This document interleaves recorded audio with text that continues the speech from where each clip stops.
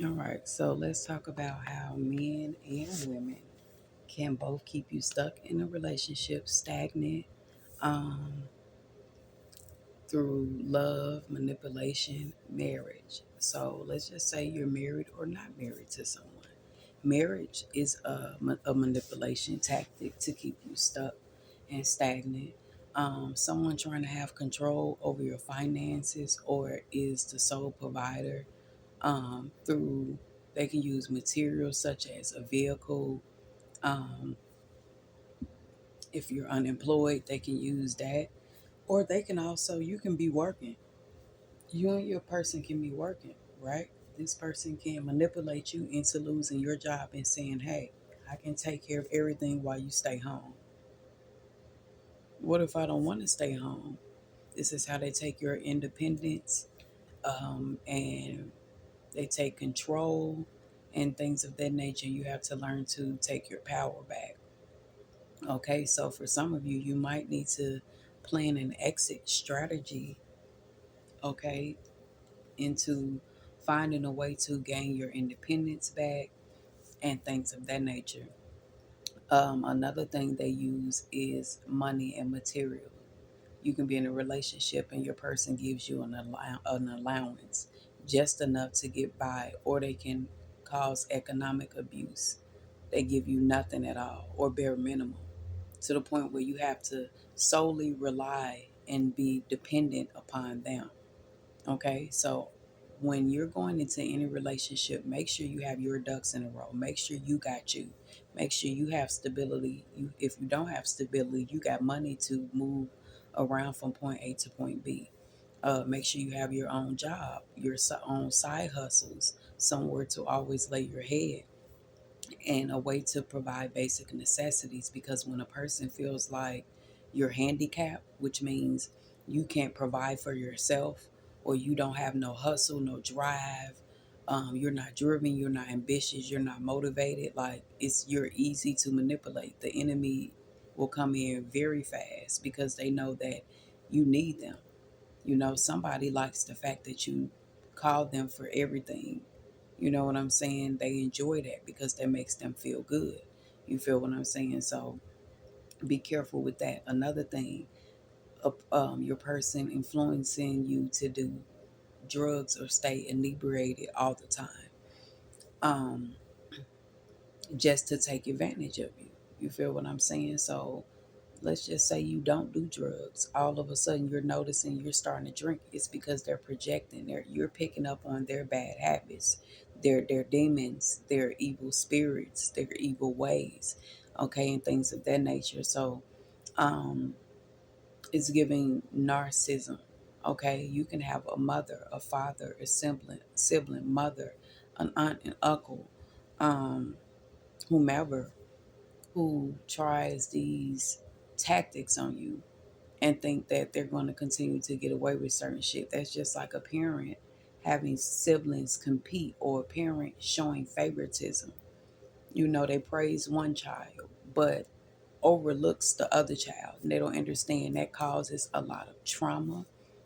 That causes a lot of um, it causes a lot of trauma, and when they become adults, this causes ADHD, depression, anxiety, and things of that nature because of the things that you've endured from your parents, their evil ways, and things of that nature, or whatever the case may be. Some of you experienced abuse or became some type of drug addict due to your parents and the things that's in their DNA. So it's possible that you could have narcissistic parents who praises this person, your sibling, more than they praise you. Okay, or for that could go for anybody who's outside the family. Notice how they put certain people on the pedestal. It always be your family who tries to hurt you the worst. Yeah, it can be a lover and things of that nature, but a lot of the time it could be family that causes a lot of trauma, causes you to go through therapy, causes you to be isolated and never be or get some type of emotional attachment to people, places, and things because of the things that they endured as a child. But yep, those are some of the ways uh, people can take advantage of you, male or female. Or let's just say you have a disability, right? Um, Somebody could come in and act as if they're going to help you with your disability the whole time. They sit back waiting for your insurance policy, waiting on you to get very sick so they can come kill, steal, and destroy, drain you out your bank account, your funds, your money, and things of that nature. So you have to be careful and ask God for discernment when it comes to all people, okay? Because you can get got by anybody. It don't matter if they're a stranger or a relative, someone you know or don't know. So just be careful.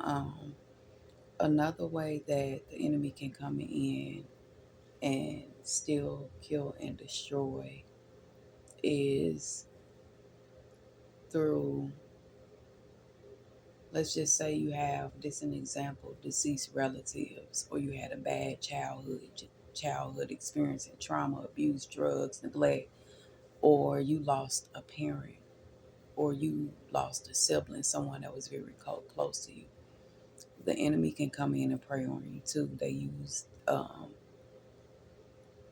emotional manipulation, okay, love bombing, buying material items when they fuck up, sweeping the things that they do under the rug, never taking accountabilities, overstepping their boundaries, and things of that nature. So that's another way that they can come in because they know that you're most vulnerable. When you're in your emotions, when you're scared, you're in fear, you're sad, you're depressed, your emotions are up, you're down, you're unstable, you can't think clear, you things like that.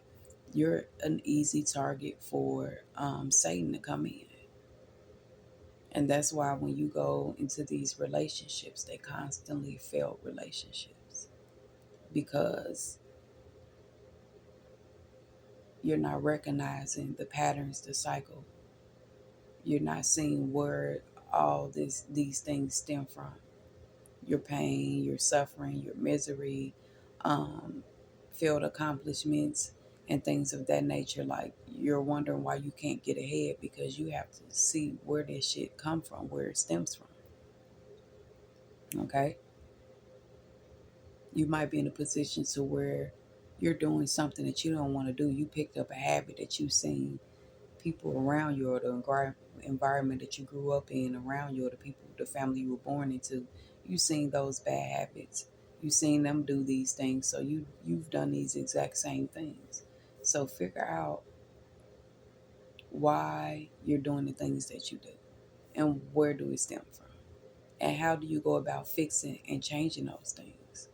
Making changes going into 2025 and not repeating the same cycles, not going back to the same people who constantly keep doing the same things in a different spirit or different body.